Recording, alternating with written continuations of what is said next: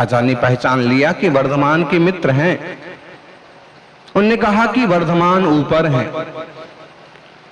सारे के सारे मित्र दौड़े दौड़े गए और सीधे 7वें तल पर पहुंच गए। वर्धमान ऊपर है।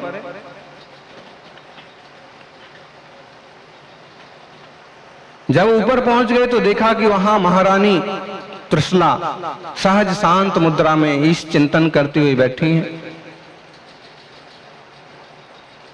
कुछ फिक्र महावीर की भी है और कुछ फिक्र अपने आत्म कल्याण की भी है। उन्होंने जाके माता को प्रणाम किया। माता श्री बताइए वर्धमान कहाँ है? इस 7वें तल पर हम सब तरफ देख के आए और तब हम आपके पास आए। बताइए वर्धमान कहाँ है? वर्धमान से हमें मिलना है, वर्धमान के साथ खेलना है। महावीर को हम कब से ढूंढ रहे हैं। माता ने कहा बालको वर्धमान नीचे है। सारे बच्चे चक्कर में पड़ गए। गजब की बात है। पिता कहते हैं ऊपर है, मां कहती है नीचे है। नीचे देखा तो वहां भी नहीं है, ऊपर देखा तो वहां भी नहीं है। थोड़े से समझदार किसी मित्र ने कहा कि ऐसा करते हैं, 7 तल हैं, माना कि बहुत बड़ा महल है, थोड़ी देर लगेगी, लेकिन आप सब तरफ फैल जाते हैं और सब तरफ वर्धमान को ढूंढते हैं। एक एक मंजिल पर ढूंढते हैं और एक एक मंजिल पर ढूंढते ढूंढते आखिर 4थी मंजिल पर वर्धमान मार्बल के सिंहासन पर शांत ध्यान मुद्रा में बैठे हुए दिखाई पड़ गए। जोर से आवाज लगाई, सारे दोस्तों को इकट्ठा कर लिया और वर्धमान महावीर के पास पहुंचे। बहुत प्रेम स्नेह से वंदन स्नेह अभिव्यक्त करके कहा वर्धमान तुम यहाँ देखो, तुम्हारे माता पिता भी कैसे हैं। माना कि पूजनीय हैं, लेकिन जब हमने पूछा तो उनने तो बताया कि वो कहते हैं ऊपर, वो कहते हैं नीचे। हम ढूंढते ढूंढते परेशान हो गए। वर्धमान महावीर ने कहा मित्रों, मां भी सही कहती है और पिता भी सही कहते हैं। मित्रों ने कहा कि तुम्हारी तो हर बात अद्भुत होती है। 2 बातें कही जा रही हैं और तुम कहते हो दोनों सही हैं। अरे 2 में से कोई एक सही होना चाहिए ना। वर्धमान कहते हैं कि समझो, वस्तु नाना धर्म वाली है, वस्तु में नाना गुण होते हैं, किसी भी चीज में नाना विवक्षा होती है, हैं? उस तरफ से देखो। मां कहती है वर्धमान नीचे है, देख लो मैं 4थी मंजिल पर हूं। पिता कहते हैं वर्धमान ऊपर है, तुम नीचे से गिनो तो मैं ऊपर हूं, 4थी मंजिल पर हूं, दोनों सही है।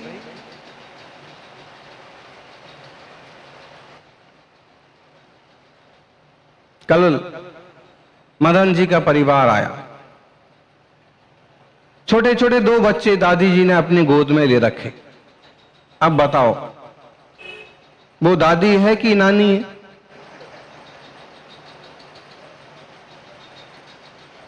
मां है कि सासू है? सासू मां है। सब बैठे हैं और हमने पूछा बताओ दादी है कि नानी है? अब एक तरफ तो बेटी का बेटा है और दूसरी तरफ बेटे का बेटा बैठा हुआ। अब बोलो हैं? बेटी के बेटे की तरफ से उस धर्म से देखो तो नानी है, और बेटा का बेटा है उसके धर्म से उस तरफ से उस गुण से देखो तो दादी है। एक तरफ बेटा बैठा है उसकी तरफ से देखो तो मां है, दूसरी तरफ बहू बैठी है उसकी तरफ से देखो तो सासू मां है। जमाई बैठा है उसकी तरफ से देखो तो, और बेटी बैठी है तो, और पीछे से स्वामी खड़े हैं तो। एक व्यक्ति में, एक वस्तु में नाना धर्म गर्भित होते हैं। श्री राम का उदाहरण समझाया जाता है कि राम जो हैं वह भाई भी हैं। प्रसिद्ध है कि लक्ष्मण के भाई हैं, लेकिन अकेले भाई नहीं हैं, वह किसी के पुत्र भी हैं। किसके पुत्र हैं? बोलो बोलो। अरे इतना प्रसिद्ध विषय है। राजा दशरथ बोलो, कौशल्या मां के पुत्र हैं, पति भी है। किसके पति हैं? एक व्यक्ति में पिता भी है, किसकी अपेक्षा से? लव कुश बेटों की अपेक्षा से। एक व्यक्ति बहुत सारे रिश्ते का, बहुत सारे दृष्टि वाला हो सकता है, उसे अलग अलग नामों से पुकारा जा सकता है। ऐसे ही एक वस्तु में भी नाना धर्म हो सकते हैं। महावीर ने इस बात को बहुत वर्षों पहले कहा।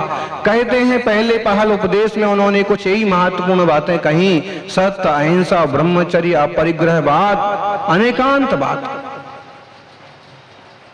आइंस्टाइन ने जब इसको विज्ञान के साथ लोगों के सामने पेश किया तो थ्योरी ऑफ रिलेटिविटी के नाम से दुनिया में फेमस हो गया। महावीर को भूल गए जैसे लोग, जबकि पहल उन्होंने ये बात कही थी। आज भी उनके परंपरा के आचार्यों ने इसे लिख रखा है। पुरुषार्थ सिद्धोपाय का दूसरा श्लोक इसी पर आधारित है। पंचाशतिकाय में 14 नंबर की गाथा, जैसे वहां अनेकांतवाद, स्यादवाद इस तरह से कहा। परमागमस्य बीजम निषिद्ध जात्यंत सिंधुर विधानम।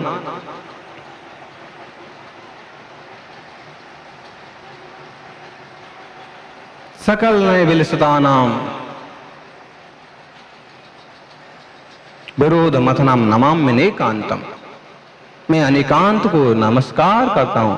नमो वायस, मैं अनेकांतवाद को नमस्कार करता हूं। क्यों? क्योंकि अनेकांतवाद दुनिया के झमेलों झंझटों को मिटा देने वाला है। लोग जरा जरा सी बातों को लेकर के लठमारी करते हैं, सिर फोड़ देते। अगर वे अनेकांत को समझ लें तो ठीक है भाई।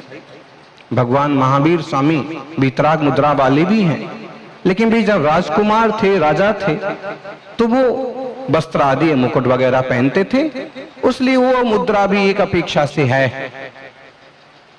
ठीक है ना? पूरा भारत हमारा है, इस विवक्षा से मातृभूमि का प्रेम है। लेकिन पूरा भारत तुम्हारा है और तुम जाकर के हाईवे पर शौच करने लग जाओ। तुम कहो कि इस बार तो हम संसद भवन में जाकर के और बाथरूम करेंगे। पूरा देश तुम्हारा होगा, उसकी विवक्षा अलग है, लेकिन बाथरूम करने के लिए, शौच करने के लिए पूरा देश तुम्हारा नहीं है। मैं सरकारी ऑफिस तोड़ सकता हूं, उसके लिए थोड़ी ना देश तुम्हारा।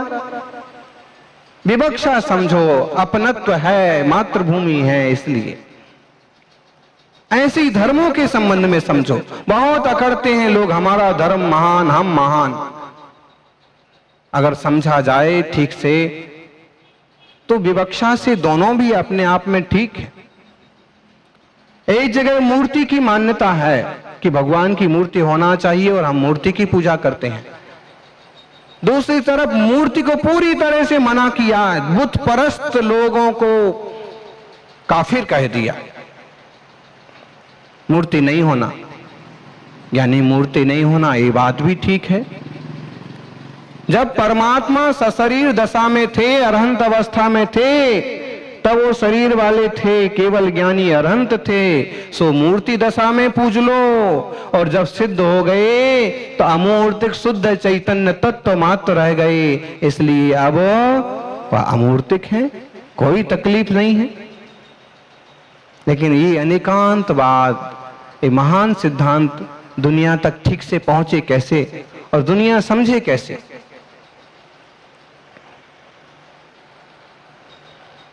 सुने, जैसे शरीरधारी होने से महावीर स्वामी शरीर वाले हैं, लेकिन वास्तव में शरीर शाश्वत नहीं है, यहीं टूट जाते हैं, यहीं छूट जाते हैं। इसलिए वे तो ज्ञान शरीरी हैं, ज्ञान ही शरीर है। ज्ञान शरीरी त्रिविध कर्म मल, वर्जित सिद्ध महंता, ते हैं विमल अमल परमात्म, भोगे सर्व अनंता। आया ध्यान में? फिर विचित्र आत्मा है, बहुत रूप हैं, बहुत रूप वाले हैं, बहुत दृष्टि से देखो तो, और केवल एक ज्ञान दृष्टि से देखो तो एक ही है। सिद्धार्थ महाराज के बेटे भी हैं, क्योंकि इस पर्याय में अनंत अनंत जन्मों के बाद अब की बार भी सिद्धार्थ महाराज महारानी त्रिशला के यहां जन्म लिए, इसलिए किसके बेटे हैं? लेकिन अजन्मा आत्मा कभी जन्मता मरता नहीं है, इसलिए अजन्मा है। श्रीमान तो है ही, देवता लोग पूजा कर रहे हैं, इंद्र लोग भी भक्ति में आ रहे हैं, सोने चांदी के महल बने हुए हैं, इसलिए श्रीमान है। लेकिन राग नहीं है संपत्ति वगैरह का, इसलिए विगत भाव राग होता, संसार की राग से रहित हैं, बीतरागी हैं। आप कहोगे जब बीतरागी हैं तो समर्षण किसका है? ये विवक्षा लगाओ, किसी अपेक्षा से उनका ही है, किसी अपेक्षा से उनका नहीं है। ऐसी अद्भुत गति वाले दशा वाले महावीर स्वामी मेरे नयनों के पदगामी हो, मेरे हृदय में बसे।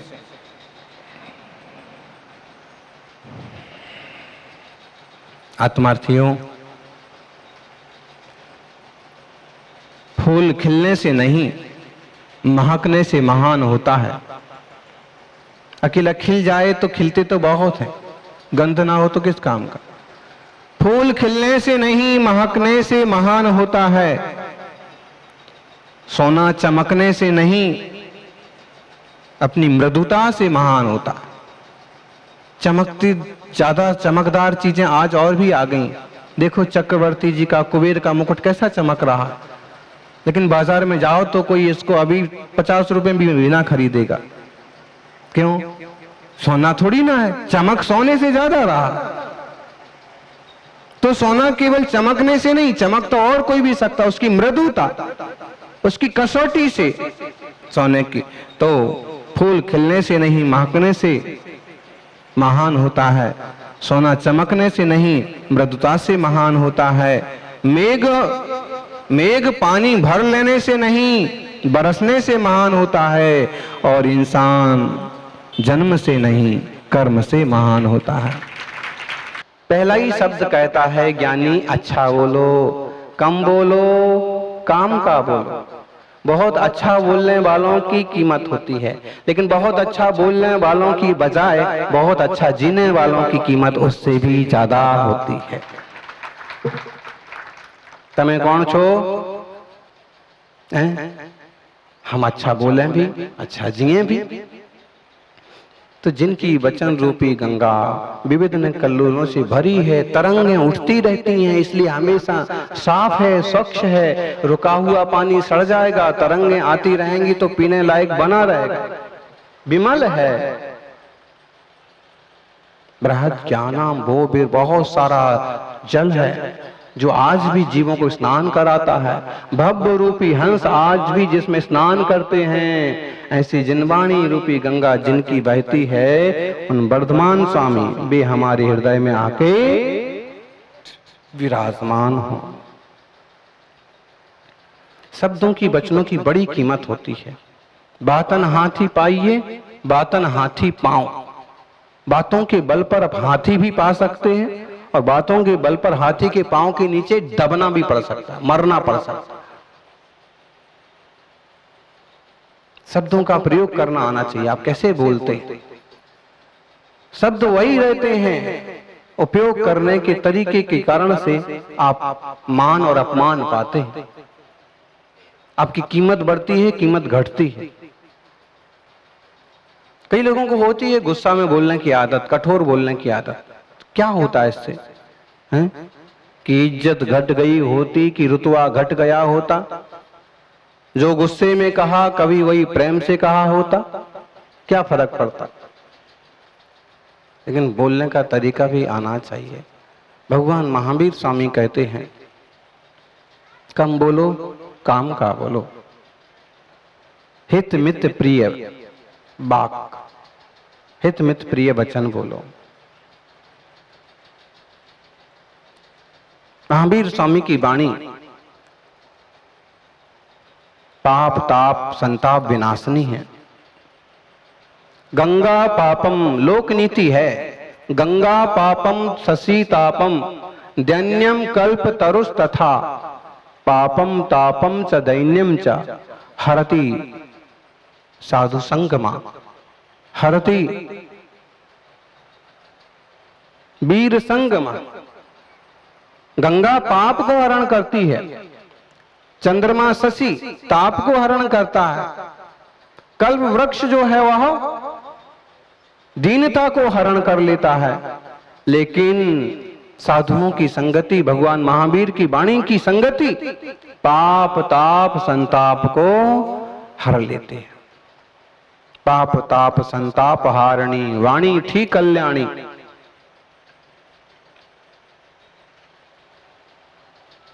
वाणी तो वह है जो किसी के लिए सुख कर लगे, किसी के दुख को मिटा दे। अरे भाई, लोग परेशान होके दुखी होके तुम्हारे पास आए हैं और तुम भी वैसे ही एक्टिंग करो, वैसे ही बोलो, क्या मतलब है? तुम में कुछ अलग दिखना चाहिए ना है? एक सज्जन आए, कहने लगे हम अमुक साधु जी के पास गए, हमने तो एक दो बातें बोली नहीं कि वो तो उबल पड़े। अरे भाई, आप त्यागी व्रती हो, सुश्रावक हो, तो आपकी जिम्मेदारी तो और बढ़ जाती है कि सब कुछ सुन करके भी शांति से पी जाओ, ज्यादा उबलने की जरूरत नहीं है।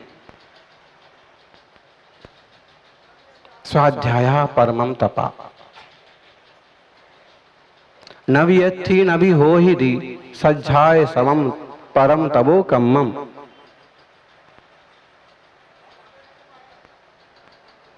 स्वाध्याय के समान परम तप कर्म और दूसरा नहीं है। जिनकी वचन रूपी गंगा आज भी है, बह रही है, तो तुम गोता क्यों नहीं लगाते? शरीर को गर्मी सताती है, बाथरूम में घुस जाते हो, बाथरूम में घुस जाते हो, स्नान करते हो, पानी बहाते हो। आत्मा भी तो तप रही है कसायों से, विकारों से, इसे भी तो जिनवाणी रूपी गंगा में स्नान करा लो ज्ञानी। बोलो बोलो, जिनवाणी का प्रभाव गजब का होता है। एक बहुत छोटी सी सुंदर कथा हमने सुनी थी और हम आपको जरूर सुनाएंगे और आपको सुनना पड़ेगी। इसके अलावा रास्ता भी क्या है, बीच में उठ के भी नहीं जा सकता। मुनिराज वन में पधारे, बहुत सारे सेठ लोग, धर्मात्मा लोग दर्शन को गए और उनके साथ कई तरह के लोग दर्शन कर रहे थे, वंदन कर रहे थे। गोवर ने मंगलकारी उपदेश दिया, आत्मार्थियों आत्मा को जानो।